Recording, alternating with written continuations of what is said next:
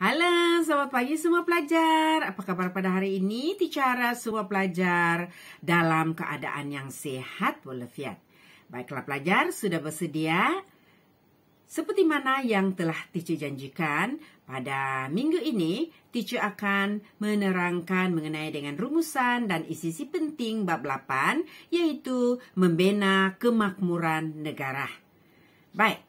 Antara sinopsis yang terkandung dalam bab 8 ini adalah mengenai dengan pembangunan ekonomi yang diteruskan selepas pembentukan Malaysia demi kesejahteraan rakyat dan kemakmuran negara.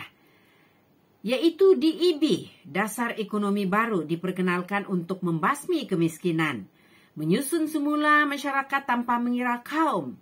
Dasar Pembangunan Nasional DPN pula diperkenalkan untuk meneruskan hasrat mencapai matlamat DEB, dan pelaksanaan kedua-dua dasar ini iaitu DEB dan DPN melalui rancangan pembangunan 5 tahun telah menghasilkan kejayaan dalam meningkatkan taraf hidup rakyat dan membangunkan ekonomi negara. Baik, kita teruskan dengan pembentukan dasar ekonomi baru. Dasar ekonomi baru dilaksanakan dalam tempoh 20 tahun yang bermula tahun 1970 hingga pada tahun 1990. Apa tujuan dia? Sebagai rancangan pembangunan ekonomi dan perpaduan negara. DEB ini dilancarkan oleh rangka rancangan jangka panjang yang juga dikenali sebagai RRJP1 yang merangkumi 4 rancangan pembangunan 5 tahun Malaysia. Dan dasar ini bertujuan memulihkan ketidakseimbangan sosioekonomi yang wujud antara kaum, iaitu Melayu, Cina dan India, antara wilayah dan antara kawasan dan wilayah yang sama. Baiklah, kita teruskan lagi matlamat dasar ekonomi baru ya. Antara matlamatnya adalah mencapai perpaduan dan kesejahteraan kaum dengan menggunakan strategik yang bersifat serempang dua mata, iaitu membasmi kemiskinan dengan menambahkan pendapatan dan memperbanyakkan peluang pekerjaan kepada rakyat tanpa mengira kaum. Yang kedua, menyusun semula masyarakat untuk mengurangkan dan menghapuskan pengenalan kaum mengikut fungsi ekonomi. Maksudnya, kita tidak mau lagi mengenali orang Melayu ini pekerjaan dia adalah di sawah-sawah padi, menanam padi. Kemudian orang Cina ini di kawasan-kawasan lombong, melombong biji timah. Dan orang India di kawasan-kawasan estate ataupun di kawasan kelapa sawit dan juga getah. Baik. Isu yang berkaitan dengan rancangan membasmi kemiskinan dan penyusunan semula masyarakat semasa DEB dilancarkan, yang pertama adalah isu sosioekonomi, di mana jurang sosioekonomi antara Bumi Putra dengan Bumi Putra, antara pantai timur dengan pantai barat, antara masyarakat desa dengan bandar, dan antara negeri sangat ketara. Jadi itulah yang hendak diselesaikan, hendak dipulihkan kembali. Okey, kita pergi kepada 8.2, iaitu pelaksanaan dasar ekonomi baru. Dasar ekonomi baru dilaksanakan dengan menggunakan beberapa pendekatan yang bertujuan melahirkan masyarakat yang bersatu padu melalui agihan ekonomi yang seimbang. Dan beberapa langkah dilaksanakan berkaitan dengan usaha membasmi kemiskinan dan menyusun semula masyarakat. Antaranya termasuklah meningkatkan taraf hidup rakyat, memperkenalkan rancangan buku hijau, memperkesakan peranan agensi kerajaan, pembangunan tanah oleh Felda, pembangunan wilayah, pemilikan modal saham, pengenalan industri kecil dan sederhana ataupun IKS, dan pendidikan untuk tenaga kerja mahir. Nah, kita teruskan dengan meningkatkan taraf hidup rakyat. Bagaimana cara agensi-agensi ini untuk meningkatkan taraf hidup rakyat? Okey, kita fokus kepada luar bandar. Tumpuan diberikan kepada penduduk miskin yang terdiri daripada petani, pekebun getah dan kelapa, nelayan, buruh dan penduduk Kampung Baharu, di mana usaha pembangunan dilakukan menerusi kegiatan gerakan koperasi yang disediakan yang sedia ada di luar bandar. Kemudian program yang dilaksanakan termasuklah penerokaan tanah baru, bantuan peralatan pertanian, kemudian hikmat nasihat, subsidi benih dan baja, yaitu pemberian benih dan baja secara percuma lah. Kemudian kredit, pemasaran dan pusat kemajuan peladang. Itu di luar bandar. Bagaimana pula di bandar? Okey, di bandar pula penduduk bandar menghadapi kemiskinan juga disebabkan pendapatan yang rendah dan masalah perumahan. Jadi bagaimana cara untuk mengatasi masalah tersebut? Usaha dilakukan oleh kerajaan untuk memajukan pelbagai jenis perindustrian dan perniagaan yang membuka peluang pekerjaan lebih banyak dan meningkatkan pendapatan golongan miskin pelbagai kaum. Nah, jadi golongan ini juga disediakan dengan kemudahan asas seperti pendidikan, bekalan air dan elektrik, jalan raya, bantuan beasiswa dan buku teks percuma, makanan tambahan kepada kanak-kanak dalam program dan program rumah murah. Nah, itu adalah usaha-usaha kerajaan dalam menyelesaikan atau membantu menyelesaikan masalah kemiskinan yang melanda penduduk di luar bandar dan juga bandar. Kita teruskan dengan rancangan buku hijau. Apa itu rancangan buku hijau? Rancangan buku hijau peringkat kebangsaan telah dilancarkan oleh Tunku Abdul Razak Husin pada 20 Disember 1974. Apa tujuan atau matlamatnya? Untuk menambahkan pendapatan rakyat dan pengeluaran bahan makanan supaya cukup untuk keperluan negara. Keduanya, rancangan ini memberikan tumpuan kepada penggunaan tanah yang sepenuhnya. Ketiga, mengusahakan tanah dengan tanaman jangka pendek, pekebunan berkelompok, peternakan, pemasaran yang baik, dan projek kecil yang lain. Nah, selain daripada itu, peranan agensi kerajaan. Mari kita lihat. Beberapa agensi kerajaan ditubuhkan untuk mempelbagaikan kegiatan ekonomi yang boleh menambahkan pendapatan rakyat dan membuka peluang pekerjaan yang lebih banyak untuk semua kaum. Jadi agensi ini juga memberikan bantuan dari segi peralatan. Kemudian biji benih, kemudahan pinjaman dan hikmat nasihat. Antara agensi tersebut termasuklah Lembaga Beras dan Padi Negara LPN. Kemudian Lembaga Pertubuhan Peladang LPP, Lembaga Kemajuan Ikan Malaysia LKIM dan Rubber Industry Smallholders Development Authority RISDA atau dikenali sebagai pihak berkuasa kemajuan pekebun kecil perusahaan getah. Nah, masing-masing ini memainkan peranan dalam membantu meringankan beban masyarakat miskin di luar dan dalam bandar. Kemudian kita lihat pula peranan Lembaga Kemajuan Tanah Persekutuan ataupun Felda dan pembangunan tanah. Pembangunan tanah baharu untuk pertanian dilakukan secara teratur di bawah Felda. Penduduk luar bandar yang miskin dipindahkan kawasan Felda yang baru dibangunkan. Mereka diberi tanah seluas 10 ekar untuk diusahakan dengan tanaman kelapa sawit, getah dan rumah kediaman. Kemudian, selain itu terdapat kemudahan lain juga seperti klinik, sekolah, pengangkutan dan koperasi Felda yang dapat mengubah taraf hidup mereka. Maknanya, mereka, ibu bapa boleh bekerja, anak-anak pun boleh bersekolah. Kemudian, yang ketiga, Felda juga menjalinkan kerjasama dengan kerajaan negeri bagi meneroka pembukaan tanah baharu untuk pertanian. Maknanya banyak lagi tanah-tanah baharu yang dibuka bagi tujuan untuk membantu ataupun menampung pekerjaan penduduk yang miskin. Di Sabah, kerjasama Felda dengan Yayasan Sabah telah membawa kepada pembukaan Felda Wilayah Sahabat, Lahadatu dan Felda Umas Tawau.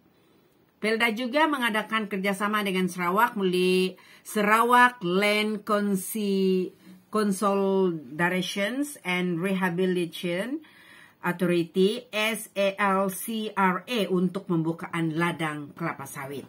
Nah, itulah antara usaha-usaha yang dilakukan oleh kerajaan. Selain daripada itu, program pembangunan wilayah di bawah program pembangunan wilayah juga diadakan dengan pembukaan tanah untuk industri getah dan kelapa sawit seperti Lembaga Kemajuan Johor Tenggara Kejora, Lembaga Kemajuan Terengganu Tengah Ketengah, Lembaga Kemajuan Pahang Tenggara Dara, Lembaga Kemajuan Kelantan Selatan Kesedar, dan Urban Development Authority sudah dikenali sebagai Perbadanan Pembangunan Bandar yang juga ditubuhkan pada tahun 1970 berperanan dalam sektor pembangunan industri, pembangunan bandar baharu. Antaranya termasuklah pembukaan tanah baharu dan kawasan perindustrian di Bandar Tun Husin On Ceras dan Bandar Baharu Udah Sekudai. Nah, jadi sekiranya pelajar mahu menjawab soalan-soalan yang berkaitan dengan KEBAT yang di bahagian ini sangat mudah. Pelajar hanya mencari ataupun menuliskan agensi-agensi yang terlibat di dalam pembangunan yang teacher jelaskan tadi, Serempang Dua Mata, di mana pelajar boleh melihat apa-apa agensi yang dibentuk bagi membantu masyarakat luar bandar dan bandar dalam mengatasi masalah kemiskinan yang mereka alami. Selain daripada DEB dan juga selain daripada DEB, banyak lagi sebenarnya dasar-dasar yang dilakukan oleh kerajaan bagi tujuan untuk membantu masyarakat miskin di bandar dan juga di luar bandar. Kita teruskan lagi usaha kerajaan yang lain seperti pemilikan modal saham, di mana kaum Bumi Putra ketinggalan dalam pemilikan saham syarikat perdagangan. Dan keadaan ini mewujudkan perbezaan dari segi taraf hidup dan jumlah pendapatan antara kaum Bumi Putra dengan bukan Bumi Putra. Jadi usaha dilakukan untuk menambah pemilikan modal saham Bumi Putra dalam sektor korporat bagi mewujudkan masyarakat perdagangan dan perindustrian Bumi Putra seperti MPPB melalui Penubuhan Permodalan Nasional Berhad PNB. Kemudian Amanah Saham Nasional ASN dan Amanah Saham Bumi Putra ASB dilancarkan untuk memudahkan kaum Bumi Putra memiliki saham dalam syarikat berhad. Jadi kaum Bumi Putra turut diberi peluang dalam pemilikan modal saham dengan pengenalan Amanah Saham Malaysia. Okey. Selain daripada itu, IKS, Industri Kecil dan Sederhana, merujuk industri pembuatan barangan menggunakan modal yang kecil dan tenaga kerja yang tidak ramai, di mana rakyat diberi peluang untuk mengusahakan industri kecil serta IKS, di mana usaha ini adalah untuk memperbaiki taraf hidup rakyat serta menambah daya pengeluaran dan pendapatan, di mana industri ini meliputi kraft tangan, makanan, pakaian, dan inap desa. Kemudian antara IKS yang berjaya termasuklah Best Palm Co, Nurul Food Industry Enterprise, Ramli Food Processing Sendirian Berhad, dan Paiza Marketing Sendirian Berhad. Waktu itulah. Sekarang kalau kamu melihat banyak lagi industri-industri yang telah berjaya, bukan saja memasarkan barangan mereka dalam negeri, tetapi juga keluar negeri ataupun dalam negara tetapi juga keluar negara. Kemudian kita pergi pada pendidikan tenaga kerja mahir. Kerajaan mengambil langkah untuk melahirkan tenaga kerja mahir yang mampu menampung keperluan dalam bidang pertanian dan perindustrian, di mana asas kepada latihan kemahiran ini diberikan sejak di bangku sekolah melalui mata pelajaran kemahiran hidup. Sampai sekarang kamu ada mata pelajaran kemahiran hidup kan? Jadi pendidikan menengah atas dibagikan kepada 2 jurusan, yaitu akademik dan vocational. Bagi memenuhi keperluan ini, sekolah teknik dan vocational, maktab perguruan teknik, politeknik, Universiti Teknologi Malaysia dan juga Universiti Teknologi Marah ditubuhkan, di mana kursus kemahiran ditawarkan dalam pelbagai bidang untuk menampung permintaan terhadap tenaga kerja mahir. Jadi kesannya, pekerja mahir dapat meningkatkan taraf hidup dan pendapatan melalui kemahiran yang mereka miliki. Baiklah, kita teruskan lagi di dalam isi penting 8.3 bab 8 ini, pembentukan dasar pembangunan nasional ataupun DPN. Baik, latar belakang pembentukan DPN ini dilancarkan oleh Tun Dr. Mahathir Mohamad, Perdana Menteri Malaysia yang keempat. Ya, pada ketika itu pada 17 hari bulan Jun 1991. DPN ini merupakan kesinambungan DEB. Itulah teacher cakap tadi. Selain daripada DEB, banyak lagi agensi-agensi lain yang memainkan peranan penting di dalam membendung masalah kemiskinan masyarakat luar bandar dan bandar yang dirangka untuk tempoh 10 tahun 1991 hingga 2000, yaitu kesinambungan daripada DEB. Melalui rangka rancangan jangka panjang kedua RRJP 2. Kalau tadi DEB RRJP 1 kan. DPN ini merupakan usaha untuk menjadikan Malaysia sebagai sebuah negara maju berdasarkan wawasan 2020. Baik. Matlamat DPN. Tujuan atau matlamat mencapai perpaduan negara lah. Melalui pengagihan kekayaan. Matlamat ini dapat dicapai melalui pembangunan seimbang antara negeri dan antara bandar dengan luar bandar. Melalui beberapa aspek. Matlamat JPN ini dilaksanakan melalui Rancangan Malaysia yang ke-6 dan Rancangan Malaysia yang ke-7. Baik. Strategi dasar pembangunan nasional ataupun DPN. Yang pertama, ekonomi. Bagaimana? Pelibatan aktif pihak swasta dalam pembangunan ekonomi negara. Bukan saja kerajaan tetapi swasta melibatkan secara aktif dalam ekonomi negara, pembangunan ekonomi negara. Yang kedua, melaksanakan program penanaman semula. Penggunaan sains dan teknologi meningkatkan pemilikan saham Bumiputera. Okey, dari aspek sosial pula, memberikan insentif serta kemudahan pendidikan untuk kemajuan masyarakat miskin tanpa mengira kaum. Mewujudkan masyarakat perdagangan dan perindustrian Bumiputera, membentuk masyarakat yang berdisiplin dan progresif. Kemudian, kemudahan fizikal dan alam sekitar, menyediakan menambah baik kemudahan asas dan pembangunan mampan tanpa mengabaikan alam sekitar. Walaupun kita melakukan pembangunan, tetapi pada masa yang sama kita kena menanam semula supaya alam sekitar kita tetap terjamin.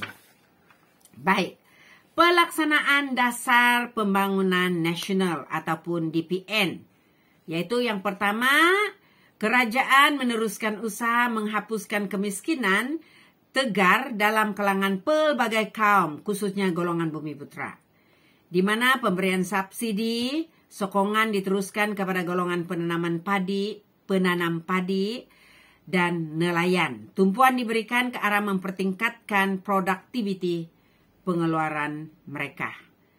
Golongan belia pula diberi latihan di agensi kerajaan seperti Pusat Latihan Kemahiran Giat Mara dan institusi latihan perindustrian ILP bagi membolehkan mereka mendapat kerja yang berkaitan dengan kemahiran dan berpendapatan tinggi. Itu adalah salah satu cara juga untuk meningkatkan pendapatan belia, yaitu dengan memasuki giat marah untuk mendapatkan kemahiran.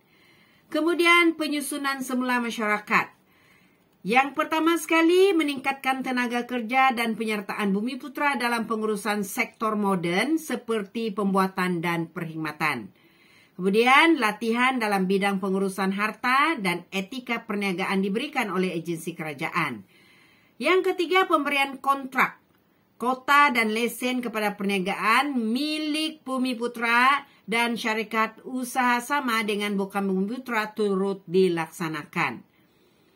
Yang keempat, perhatian khusus diberikan kepada penyertaan Bumiputera dalam IKS. Ingat lagi IKS kan? Yang fokus kepada barangan kraft tangan dan sebagainya. Usaha sama secara aktif antara Bumiputera dengan Bumiputera digalakkan untuk membolehkan syarikat Bumiputera bersaing dengan syarikat Bumiputera meningkatkan prospek perniagaan.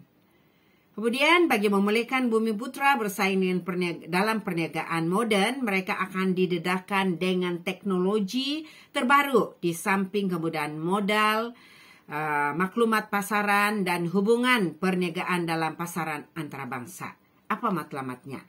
Menyusun semula masyarakat akan memastikan corak tenaga kerja di pelbagai sektor dan pekerjaan dalam ekonomi bagi mencerminkan komposisi pelbagai kaum dalam negara. Nah, kita teruskan lagi dengan penyusunan semula modal saham. Bagaimana caranya? Okey. Penyusunan semula modal saham dalam sektor korporat terus dilaksanakan di bawah DPN. Langkah ini dibuat supaya bahagian saham kaum Bumiputera dapat ditingkatkan selaras dengan matlamat asal DEB bagi mencapai sekurang-kurangnya 30% dalam pemilikan, penguasaan dan pengurusan sektor moden. Tindakan akan diambil melalui program pensawastaan bagi memperuntukkan sejumlah saham untuk projek yang disewastakan kepada Bumiputera. Pensawastaan syarikat perniagaan milik agensi amanah yang dihaskan untuk Bumiputera adalah seperti Marah, Pernas, dan Peken. Bagaimana pula dengan pembangunan wilayah? Baik, kerajaan meneruskan rancangan pembangunan wilayah untuk meningkatkan integrasi ekonomi yang saling melengkapi antara negeri. Usaha memperbaiki ketidakseimbangan pembangunan wilayah memudahkan pencapaian kesemarataan pendapatan antara kaum di negara ini. Jadi, Malaysian Agriculture Research and Development Institute MARDI, konsep pertanian pintar digunakan untuk meningkatkan hasil pertanian. Penyebaran industri terpilih digalakkan dengan mendorong sektor swasta menempatkan semula kilang tambahan di negeri yang kurang maju dengan kemudahan fizikal, pendidikan, kesihatan, dan perumahan. Kawasan-kawasan ini akan menjadi pusat pertumbuhan baru ekonomi yang dapat menyumbang kepada pembangunan ekonomi. Nah, begitu sekali ya usaha-usaha yang telah dirancangkan, dilaksanakan oleh bahagian pembangunan ekonomi. Jadi, bagaimana dengan pencapaian dasar ekonomi baru DEB dan dasar pembangunan nasional dari aspek sosial? Okey, kita pergi yang pertama, penurunan kadar kemiskinan. Di mana pelaksanaan DEB menyebabkan kadar kemiskinan penduduk dapat dikurangkan daripada 49,3% pada tahun 1970 kepada 17,1% pada tahun 1990. Mananya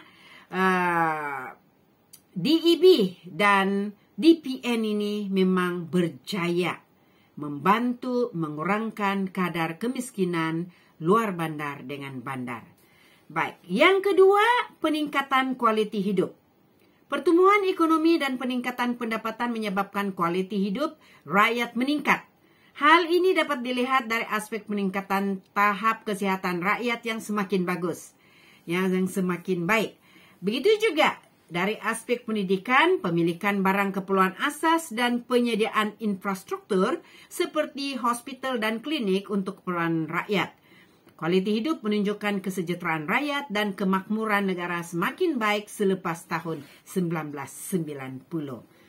Yang ketiga, kemunculan golongan pertengahan, di mana dasar ekonomi baru dan DPN ini, DEB dan DPN, dia berjaya meningkatkan penyertaan bumi putra dan bukan bumi putra dalam pekerjaan di bandar dan juga kewujudan masyarakat baharu yang terdiri daripada golongan profesional, pemodal, teknikal dan pentadbiran serta pengurusan. Perkembangan ekonomi menyebabkan keperluan terhadap bidang kerja ini semakin meningkat. Mereka dianggap sebagai golongan pertengahan dalam masyarakat. Dan kemunculan golongan ini menunjukkan dasar ekonomi yang dilaksanakan oleh kerajaan dan pihak swasta memberikan kesan terhadap peningkatan taraf hidup rakyat. Masyarakat baru ini juga memberikan sumbangan yang besar kepada pendapatan dan kemakmuran negara. Kemudian, masyarakat perdagangan dan perindustrian bumi putra. Kita lihat, golongan ini membentuk kelas bumi putra komersial yang melibatkan diri dalam sektor korporat. Muncul tokoh bumi putra dalam bidang perbankan, pemodal saham, pemilik syarikat dan pemilik pelabuhan dan usahawan muda. Dan kemunculan golongan ini turut memberikan faedah kepada peningkatan taraf hidup golongan miskin dengan tawaran pekerjaan dalam bidang dan industri yang dimiliki. Sebagai contoh, mereka ini adalah terdiri daripada Tan Sri Muhammad Effendi Norwawi, merupakan ahli perniagaan, Tan Sri Azman Hashim, tokoh perbankan, Tan Sri Said Mokhtar Al-Bukhari, tokoh korporat, Tan Sri Mustafa Kamal, tokoh hartana. Okey, kita teruskan dengan pembangunan pendidikan. Pembangunan pendidikan ini berlaku seiring dengan pembangunan ekonomi. Pembangunan ekonomi memerlukan tenaga kerja yang mahir dan yang berpendidikan. Selepas tahun 1990, berlaku pertumbuhan industri pendidikan di bawah kelolaan pihak kerajaan dan swasta. Pada masa yang sama, muncul graduan dalam bidang sains, teknologi dan teknikal. Kebolehan dalam bidang ini amat diperlukan kerana permintaan yang tinggi dalam bidang perindustrian dan keekonomi. Pendidikan tinggi juga memperbaiki taraf hidup rakyat Malaysia. Dan seterusnya, pengangkutan dan perhubungan. Jaringan sistem jalan raya, pengangkutan udara, kereta api dan pelabuhan yang moden merancangkan lagi aktiviti ekonomi negara termasuk ke kawasan pendalaman sebab wujudnya faktor kesampaian. Sistem pengangkutan juga memudahkan proses integrasi antara Semenanjung Malaysia dan Sabah Sarawak, yaitu dengan adanya kapal terbang. Jadi memudahkan masyarakat dari Semenanjung Tanah Melayu ke Sabah dan ke Sarawak. Bagaimana dengan perkembangan wilayah? Jengka ditubuhkan melalui projek segitiga jengka oleh Felda. Nama segitiga jengka ni digunakan dengan mengambil kira lokasi jengka yang terletak di antara antara tiga daerah, iaitu Temerloh, Maran dan Jerantut. Jadi pelbagai kemudahan perkhidmatan disediakan seperti pejabat pos, hospital, bank, institusi pendidikan, stadium, mini, pusat perniagaan dan pejabat pentadbiran kerajaan. Terdapat kilang yang beroperasi di kawasan perindustrian di bandar ini seperti kilang Alps, kilang bimbingan bank pembangunan serta bengkel kereta dan motor. Kita teruskan dari aspek ekonomi. Perindustrian berteknologi tinggi. Mulai tahun 1980-an, program perindustrian negara mengalami satu lagi perkembangan, yaitu industri berat yang bertujuan memperkukuh asas perindustrian negara dan menambahkan kemahiran rakyat dalam bidang teknologi yang tinggi, di mana perindustrian ini melibatkan penggunaan jentera moden yang memerlukan kemahiran tinggi dan modal yang besar. Industri teknologi tinggi dikendalikan oleh Heavy Industry Corporations of Malaysia Berhad HICOM yang ditubuhkan pada tahun 1980. Antara projek yang dilaksanakan termasuklah membaiki kapal, limbungan pasir gudang, Johor, besi dan keluli, perai Pulau Pinang dan Teluk Keluang, Terengganu, loji gas cecair, Bintulu, Sarawak, stesen Jengkah, Rau Pahang, kilang penapis petroleum, Kerti Lutong dan Port Dickson, dan satelit komunikasi. Baik, kita teruskan lagi dengan kawasan perindustrian baru, di mana wujud estet perindustrian, taman teknologi perindustrian, zon perindustrian bebas. Estet perindustrian dibangunkan oleh Perbadanan Kemajuan Ekonomi Negeri ataupun PEKIN. Kemudian, kawasan ini dibangunkan sebagai bandar terancang yang mengandungi kawasan perumahan, pusat perniagaan dan perindustrian serta pusat rekreasi. Taman Teknologi Perindustrian pula, taman merupakan pusat penyelidikan dan pembangunan industri. Pusat ini di bawah Kementerian Sains, Teknologi dan Inovasi Malaysia. Kementerian ini dipertanggungjawabkan untuk menjalankan penyelidikan dan inovasi bagi membangunkan teknologi perindustrian. Baik, zon perindustrian bebas pula merupakan kawasan perdagangan yang diberikan pelepasan cukai atau takrif sebagai insentif. Tujuan menarik penguasa melabur dan merancang ekonomi di kawasan sekitarnya. Dan kawasan ini sering digunakan oleh syarikat multinasional seperti Sime The Bay Berhad, Axiata Group Berhad, Proton Holdings Berhad untuk menjalankan aktiviti perniagaan dan perdagangan. Dari aspek kenderaan buatan Malaysia, mari kita lihat. Industri kereta tempatan dipelopori oleh perusahaan otomobil nasional ataupun Proton dan perusahaan otomobil kedua Pro2.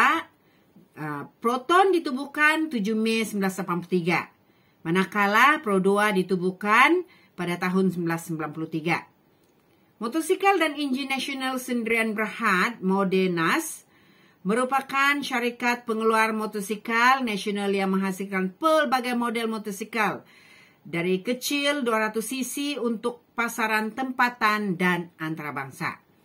Perusahaan kereta dan motosikal nasional membuka peluang pekerjaan untuk tenaga kerja yang terdiri daripada rakyat berbilang kaum di negara ini. Dan langkah ini dapat meningkatkan pendapatan rakyat dan taraf hidup masyarakat. Nah, pelajar-pelajar yang dikasihi sekalian, teacher baru selesai menerangkan mengenai dengan bab 8 ya. Di dalam bab 8 seperti mana yang telah kamu dengar tadi, yang pertama sekali teacher terangkan mengenai dengan DEB. Apa itu DEB? Latar belakang pembentukan DEB. Kemudian yang kedua, pelaksanaan dasar ekonomi baru. Kemudian yang ketiga, pembentukan dasar pembangunan nasional yang juga dikenali sebagai DPN. Dan yang keempat, pelaksanaan dasar pembangunan nasional DPN, yaitu membasmi kemiskinan, menyusun semula masyarakat, menyusun semula modal saham dan juga pembangunan wilayah. Dan yang kelima adalah pencapaian dasar ekonomi baru DEB dan dasar pembangunan nasional dari aspek sosial dan aspek ekonomi. Sebagai rumusannya, matlamat utama dasar ekonomi baru dan DPN ini memang tercapai. Jadi, kita sebagai rakyat Malaysia haruslah berbangga dengan usaha-usaha kerajaan yang telah dilaksanakan sehingga hari ini kita masih lagi memiliki kedudukan ekonomi yang stabil walaupun kita menghadapi pelbagai masalah, menghadapi pelbagai ancaman pandemik COVID-19. Jadi sekian sahaja untuk bab 8. Kita bertemu lagi di dalam bab 9. Okay, bye-bye.